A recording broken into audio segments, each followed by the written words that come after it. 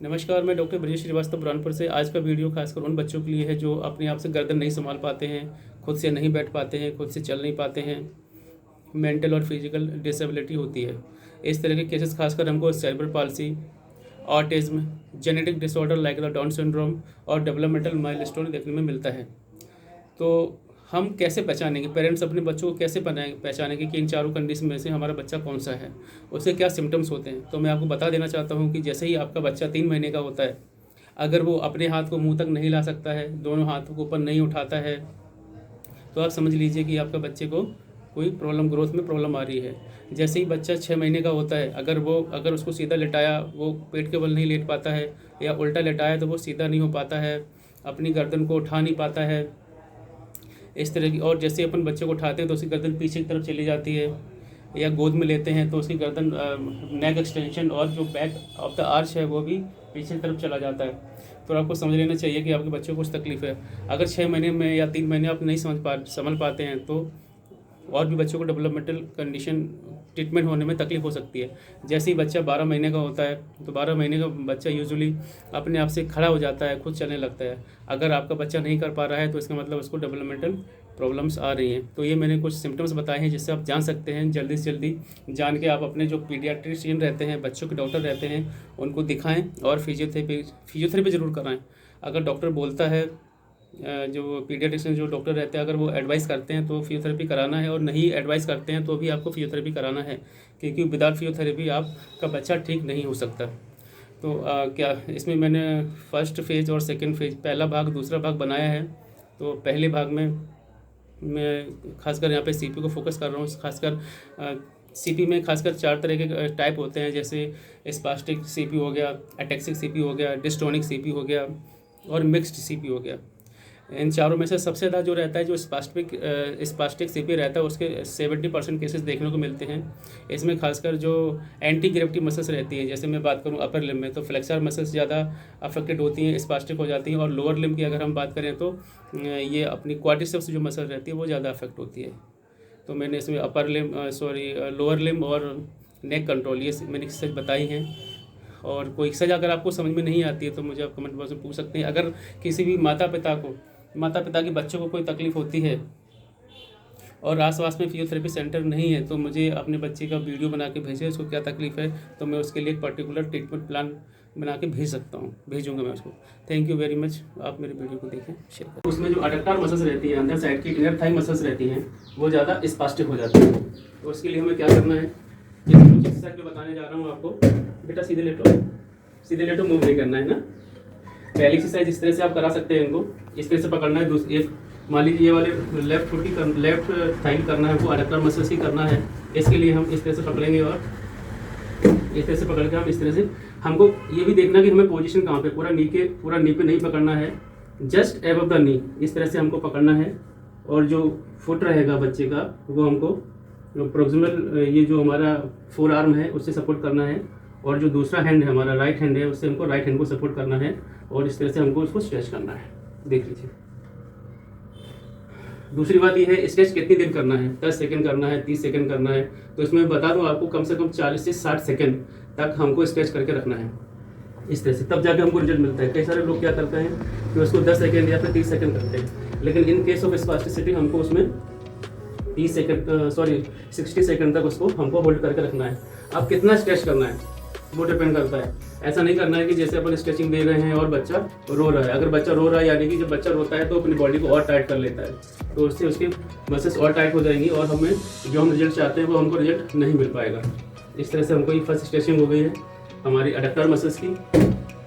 दूसरा तरीका अपन ये कर सकते हैं, इसके अंदर जैसे बच्चा लेटा हुआ है तो हम पिलो लगा सकते हैं, या फिर हम इस तरह से लोड लगा सकते हैं। एक आपके पास लेटे हो बेटा, इस तरह से आप उसको प्लेस कर दीजिए इस तरह से, और उसको लेटा रहने दीजिए आप आराम से। कम से कम 1 मिनट, 2 मिनट, 5 मिनट तक आप काफ़ी देर तक लेटा सकते हैं, क्योंकि इसमें रेस्ट पोजीशन रहती है और अडक्टर मसल्स में कंटिन्यू स्ट्रेचिंग पड़ती है। दूसरा तरीका इसमें, ये तो हो गई हमारी अडक्टर मसल्स की। दूसरी मसल्स आती है इसमें हैमस्ट्रिंग मसल्स। जो हैमस्ट्रिंग मसल्स है वो टाइट हो जाती हैं। तो उसके लिए हमको क्या करना है, जैसे बच्चा लेटा हुआ है, राइट साइड पे करने जा रहा हूँ, इस तरह से हमको पकड़ना है। इसमें भी पॉजिटिव खासकर ध्यान रखना है, आपको नी के ऊपर नहीं पकड़ना है। अगर आप नी के ऊपर पकड़ते हैं तो ये नी को डैमेज कर सकता है, नी को पेन कर सकता है। तो इसके लिए हमको जो एक हमारा जो हैंड रहेगा, जो एंकल है, जो अपना फुट है, फुट के नीचे जो एड़ी है, जो एड़ी आती है वहाँ पे हमको इस तरह से आपकी जो वेव बनी हुई है थंब और इंडेक्स फिंगर के बीच में लेना है। और जो दूसरा हाथ है आपका, वो आपको just proximal to the knee इस तरह से लेना है और इसको स्ट्रेच करना है।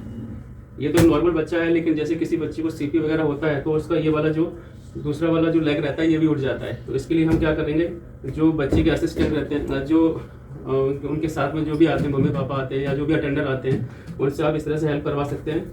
रोकेंगे और इस तरह से उसको स्ट्रेच करना है आपको। इसमें भी आपको कम से कम 40 से 60 सेकंड तक रोकना है। स्टार्टिंग जैसे फर्स्ट डे है, स्टार्टिंग है, तो उसमें आपको नहीं करना है, इसमें बच्चे को तकलीफ जाएगी। स्टार्टिंग में आपको कोशिश करना है कि 20 सेकेंड या फिर 30 सेकेंड या फिर इतना ही रोकना है। जैसे जैसे डे बढ़ता जाएगा, टाइम बढ़ता जाएगा, बच्चे में फ्लेक्सिबिलिटी बढ़ती जाएगी, उस हिसाब को आपको ड्यूरेशन करते जाना है। कई जगह मैंने देखा है कि बोलते हैं कि भाई और करो और करो, तो आपको जो फिजियोथेरेपिस्ट रहते हैं वो अपने हिसाब से काम लें, बिल्कुल किसी के कहने पे ना लें। हेमस्ट्रिंग मसल्स की स्ट्रेचिंग होगी, पॉज करो। जो दूसरी कॉम्प्लिकेशन आपको सीधी बच्चों में देखने को मिलता है उसको हम बोलते हैं टो वॉकिंग। टो वॉकिंग यानी कि बड़ी तरफ करेंगे हमरा, जो सीधी के बच्चे रहते हैं इस तरह से चलते हैं, यानी कि वो पूरा फुट, मेरा पैर दिखा रहे हो, पैर दिखा रहे हो मेरे, इस तरह से जो बच्चे रहते हैं इस तरह से चलते हैं, यानी कि उनकी जो काफ मसल्स रहती हैं या जो एक्लेस टेंडन रहता है ये काफ़ी टाइट हो जाता है। अगर प्रॉपर ट्रीटमेंट नहीं लिया, अगर फिजियोथेरेपी नहीं ली प्रॉपर, या उनको नहीं पता चला या किसी डॉक्टर ने उसको एडवाइस नहीं किया, तो समय के साथ साथ ये मसल्स और टाइट होती जाती है, फर्दर टाइट हो जाती है और बच्चा इस तरह से हील उठा के चलता है। इसको हम टॉप वॉकिंग बोलते हैं। लिख लो बेटा। तो उसके लिए हमें क्या करना है, हमें जो काफ मसल्स है और जो काफ मसल्स है इसको हमको स्ट्रेच करना है, टेंडन एक्लेस को रिलीज करना है। इसके लिए हम क्या कर सकते हैं, इस तरह से हमने ग्रिप, पास में आइए आप, इधर से पास में आइए, इस तरह से आपको स्ट्रेचिंग का तरीका देख लीजिए।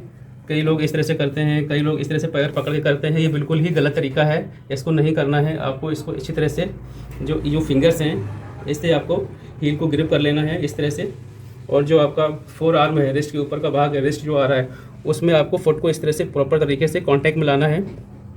जो दूसरा हाथ है वो आपको नी के ऊपर नहीं रखना है, फिर से देख लीजिए, आप उसको नी के नीचे इस तरह से पकड़ना है ताकि नी के ऊपर प्रेशर ना पड़े, और इस तरह से आप उसको स्ट्रेच करना है। इसको भी आपको स्टार्टिंग में 30 सेकंड तक, जैसे जैसे डे बढ़ते जाएंगे, सेकंड वीक, थर्ड वीक, तो आप 40 to 60 सेकंड तक ले जाना है आपको। ये हो गई हमारी काफ मसल की स्ट्रेचिंग। तो बता देना चाहता हूँ, जैसे मसल्स में एक एगोनिस्ट मूवमेंट रहता है, एक एंटी एगोनिस्ट मूवमेंट रहता है। तो जैसे हम किसी मसल की स्ट्रेचिंग कर रहे हैं, जैसे काफ मसल की स्ट्रेचिंग कर रहे हैं, तो उसकी अपोजिट साइड की मसल्स, अपोजिट साइड की मसल्स कौन आ रही है, anterior leg muscles, peroneus longus, peroneus tertius, tibialis anterior, ये मसल की हमको स्ट्रेंथनिंग भी करनी है अगर बच्चा उसको समझ पाता है। 3 साल के ऊपर का बच्चा है तो हम उसको मसल इंस्ट्रूमेंटर को अप्लाई कर सकते हैं लो इंटेंसिटी में। अगर बच्चा हमारे इंस्ट्रक्शन को फॉलो करता है तो आफ्टर स्ट्रेचिंग हमको स्ट्रेंथनिंग भी कराना है, ताकि जो बैलेंस है एगोनिस्ट एंटागोनिस्ट के बीच में वो मेंटेन रह सके। ठीक है। वैसे ही हमको कुछ बच्चों में जो है क्वाड्रिसेप्स मसल रहती हैं, क्वाड्रिसेप्स मसल टाइट हो जाती है, उसको भी हमको स्ट्रेचिंग करना है। तो इस कंडीशन में, इस केस में हमको बच्चे को उल्टा लेटाना है। वे भी उल्टा लेटो बेटा, उल्टा लेटो। हाँ, इसकी स्ट्रेचिंग देख लीजिए कैसे करना है हमको। इस तरह से हमने नी को बेंड किया और जो हमारा हैंड है वो just distal end of thigh पे आएगा इस तरह से, और जो दूसरा हैंड है आपका वो पेल्विक को स्टेबलाइज करेगा और उसको स्लोली, जहाँ तक ईजी फॉर्म में आपको फील हो रहा है कि यहाँ तक इसको स्ट्रेचिंग इजीली जा रहा है, वहाँ से आपको लगभग 8 से 10 डिग्री और ऊपर लेना है और होल्ड करके रखना है। इसमें स्टार्टिंग में वही मैंने आपको बताया 30 सेकेंड, आफ्टर 2 वीक आप इसको 60 सेकेंड तक होल्ड करके रखना है। और जैसे ही आप दूसरी और तीसरी बार आप रिपीटेशन करने जाएंगे, आपको पहले से बढ़ी हुई रेंज आपको मिलेगी। ये हमारी क्वाड्रिसेप्स की मसल की स्ट्रेचिंग होगी। अब हम नेक कंट्रोल की बात करते हैं। जैसे इस तरह के जो बच्चे रहते हैं उनमें नेक कंट्रोल बिल्कुल तरीके से होता नहीं है। जैसे अपन उसको बैठाते हैं तो किधर भी गर्दन घूम जाती है, आगे घूम जाएगी, जिधर भी बॉडी वेट हम शिफ्ट करेंगे उस तरफ गर्दन उनकी लुढ़क जाती है या फिर हम बोले कि टर्न हो जाती है। तो नॉर्मली जो नॉर्मल बच्चे रहते हैं उनमें 3 से 4 महीने के अंदर नेक कंट्रोल आ जाता है, लेकिन सीपी के बच्चे हो गए या डिलेड माइलस्टोन के बच्चे हो गए, ऑटिज्म के बच्चे हो गए, इस तरह के बच्चों में नेक कंट्रोल प्रॉपर तरीके से नहीं होता है, माइलस्टोन डिले हो जाता है। तो इस कंडीशन में हम देख लेते हैं कि नेक कंट्रोल के लिए हम क्या क्या कर सकते हैं। फर्स्ट एक्सरसाइज है पेशेंट बच्चे को हम सुपाइन पोजीशन में लिटाएंगे, उसके शोल्डर को ग्रिप करेंगे। ये 3 फिंगर से, ये जो 3 फिंगर्स हैं लेटरल साइड मिडिल साइड में, इनसे हम शोल्डर को ग्रिप करेंगे।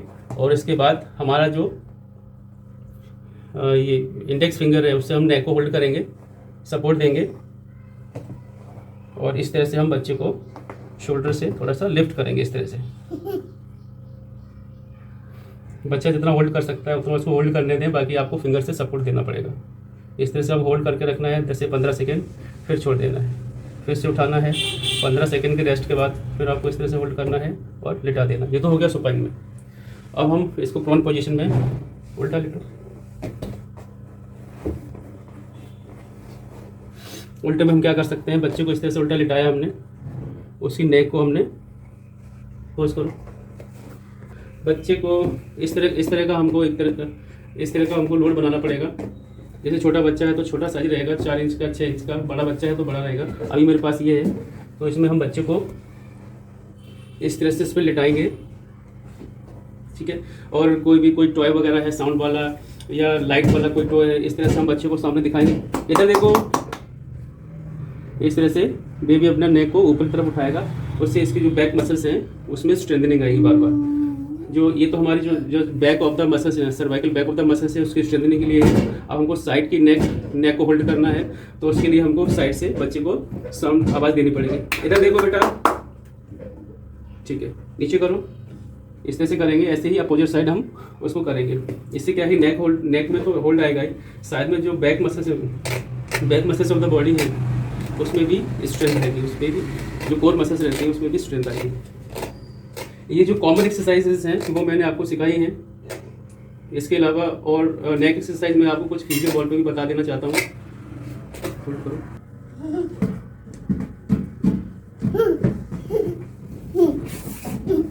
इस तरह से बेबी को लेटाना है और इसमें हम कोई कॉटन स्वैब हो गया, अभी आपके पास सॉफ्ट ब्रश हो गया, उस पर हम इस तरह से लगाएंगे तो बेबी ऊपर की तरफ अपने नेक को उठाएगा।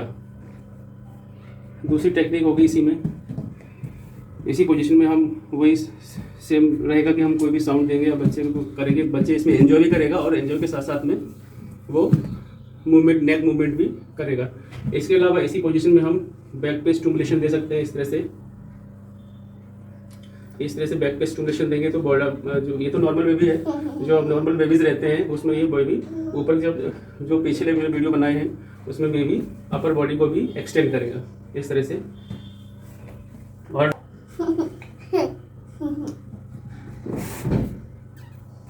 इस तरह से करेंगे तो ये साइड मूवमेंट में भी कंट्रोल में रहेगा। ये फर्स्ट पार्ट था सीखा कि अब इसमें क्या क्या कर सकते हैं। सेकंड ये पूरा मैट एक्सरसाइजेज है बच्चे की, और जो सेकंड मेरा वीडियो रहेगा, सेकंड पार्ट रहेगा, उसमें जो कोर मसल्स हैं और आगे का जो भी प्रोटोकॉल रहता है रिहैबिलिटेशन का वो मैं आपको बताऊंगा। Thank you very much for watching my video, और सेकंड पार्ट को जानने के लिए मेरे चैनल को सब्सक्राइब कर लीजिए।